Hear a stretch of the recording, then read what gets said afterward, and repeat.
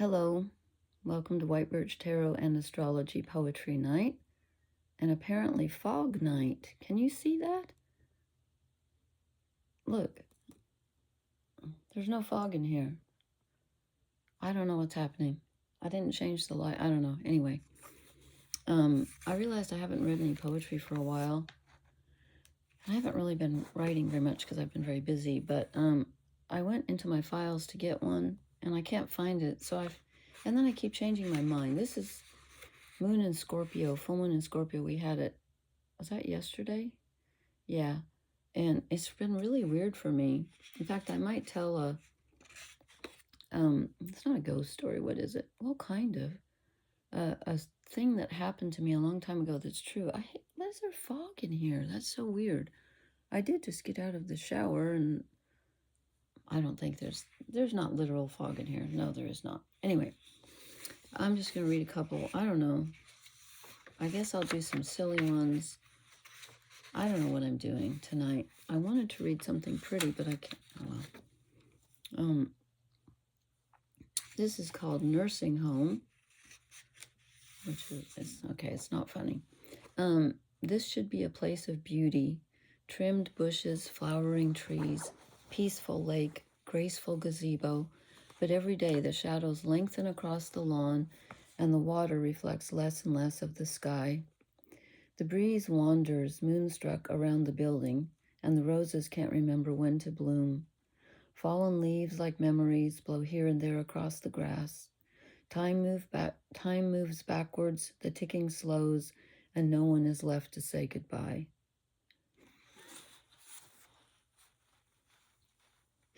Damn, I knew that was going to happen. Okay. I'm sorry, I apologize. That's not funny. My mom was in a nursing home, and it's not funny. Funny at all.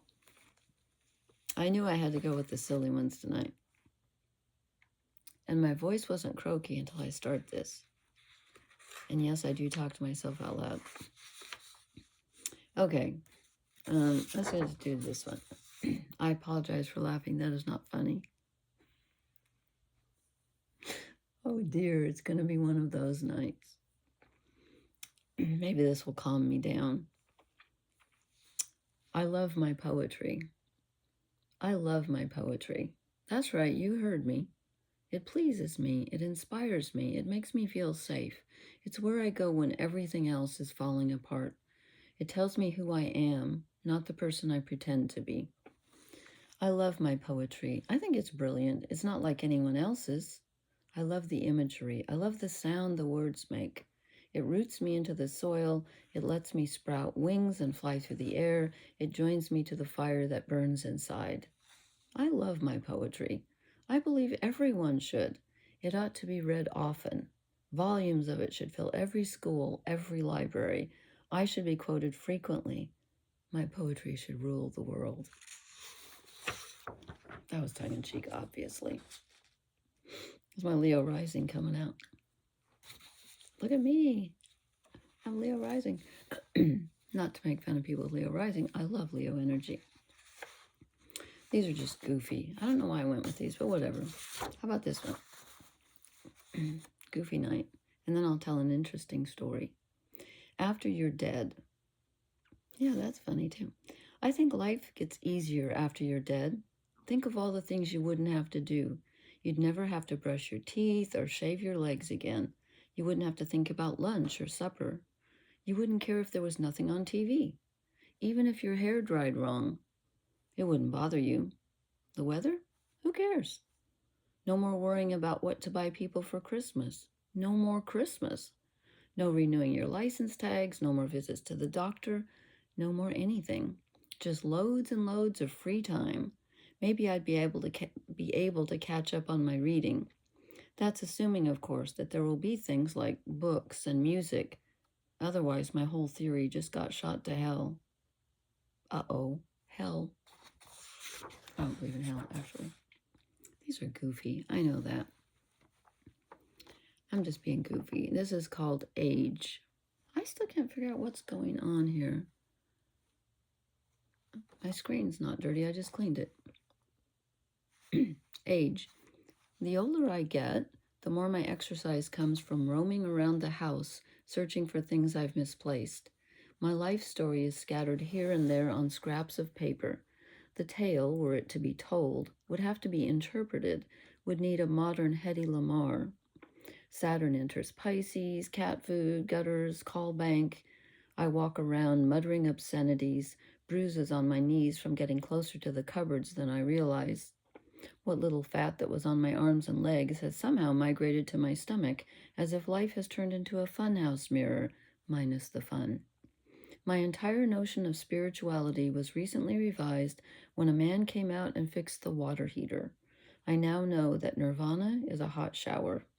If age has taught me anything, it's to open my eyes and say yes to what is in front of me. Everything I need is already here. I just need to remember where I put it.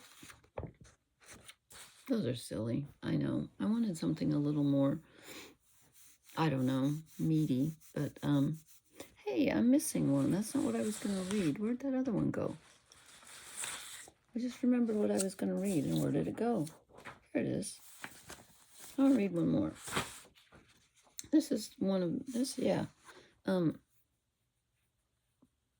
if you're not in the States, I guess in order to understand this, you have to realize that we have a state here called Oregon, which is where I'm from, but I'm not there right now. I've been gone for 34 years. I'm going back one of these days.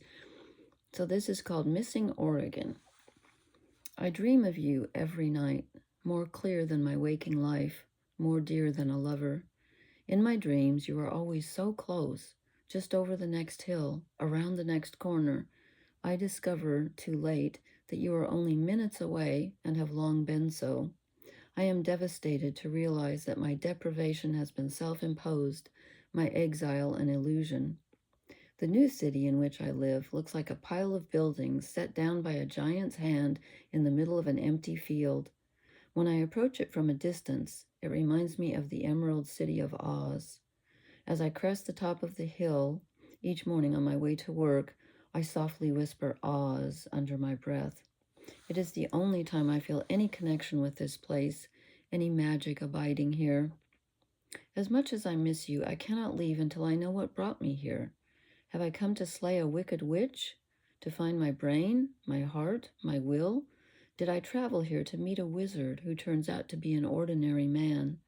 Or did I merely journey here to learn that I have always worn the ruby slippers on my feet and will always have the power within myself to return home? That makes me want to cry.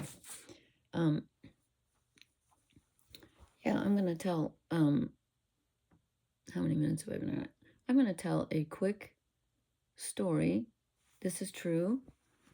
And I just thought it was fascinating. I've had lots of weird things happening. Okay, so when I was, I don't know, it doesn't matter how old I was, who cares, in my 20s. So I'm living with my boyfriend, and we decided to move to a peninsula on the West Coast.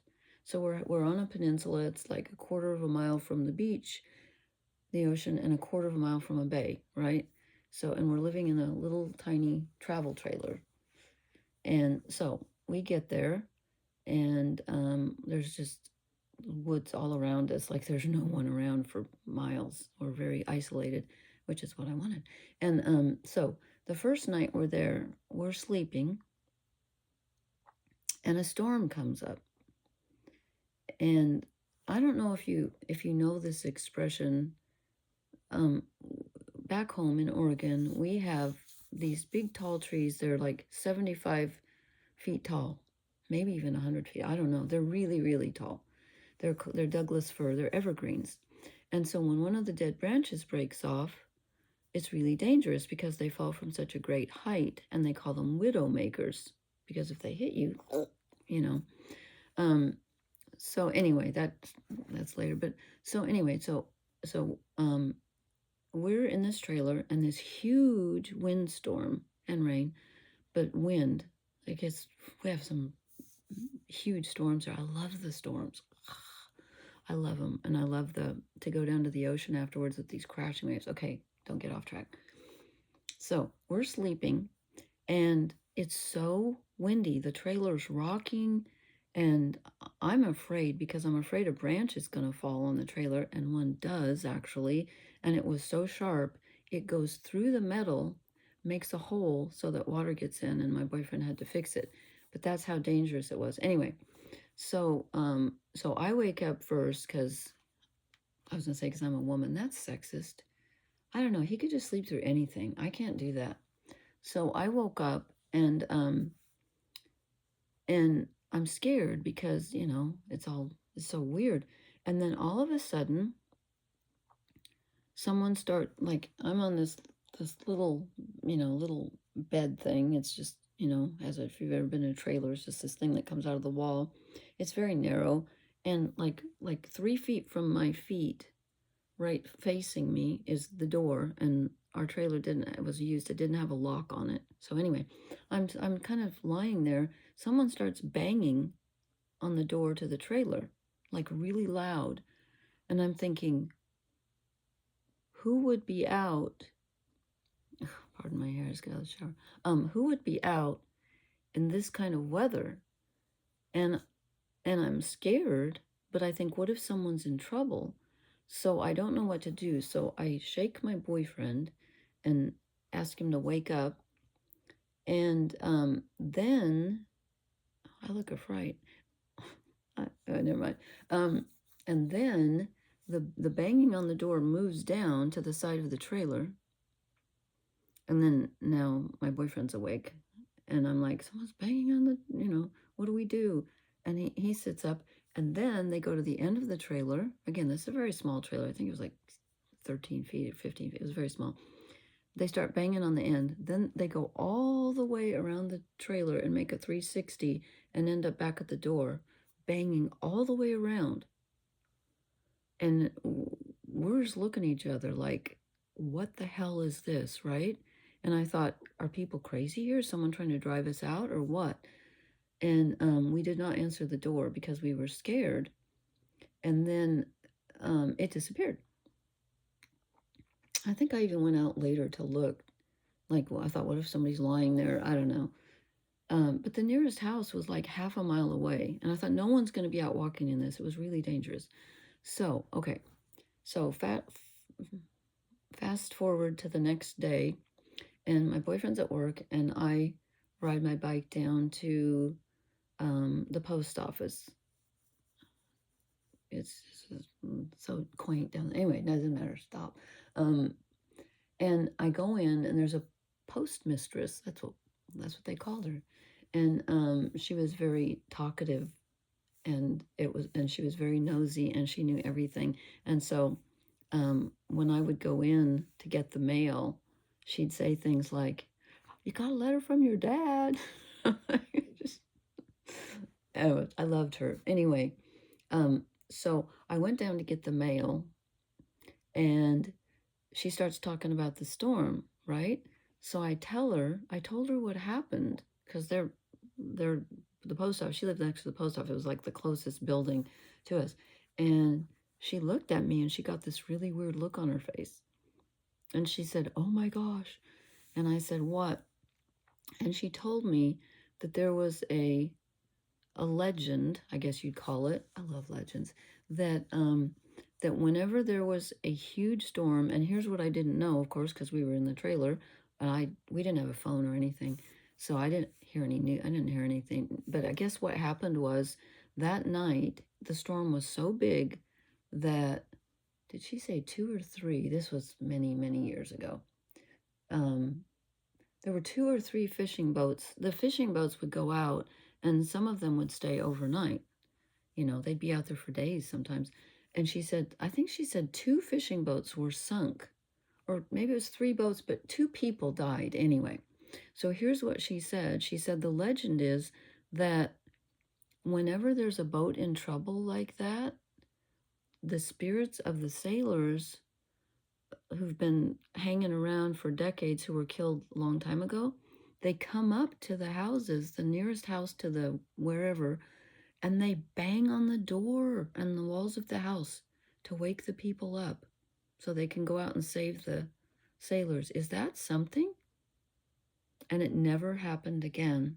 It never happened again. We had more storms, but that was our first night there, and that was the biggest storm we had. It was gigantic. It was kind of terrifying, actually, but fun place to live, very interesting. And I used to love, just one more sentence and then I'm done. I was just going to say, I used to love riding by the fire station because they would, it was so dicey there, they would hang flags from a flagpole with different colors on it, telling you like what the storm risk was. And so like when I saw a red flag, I'd be like, oh my God, I have to get to the grocery store and get home, and because we're going to have a storm. Okay, that wasn't exciting as the story, but isn't that interesting? That really happened, and I thought it was fascinating. So that's my full moon in Scorpio ghost story. Okay, thank you for listening. I'll talk to you later.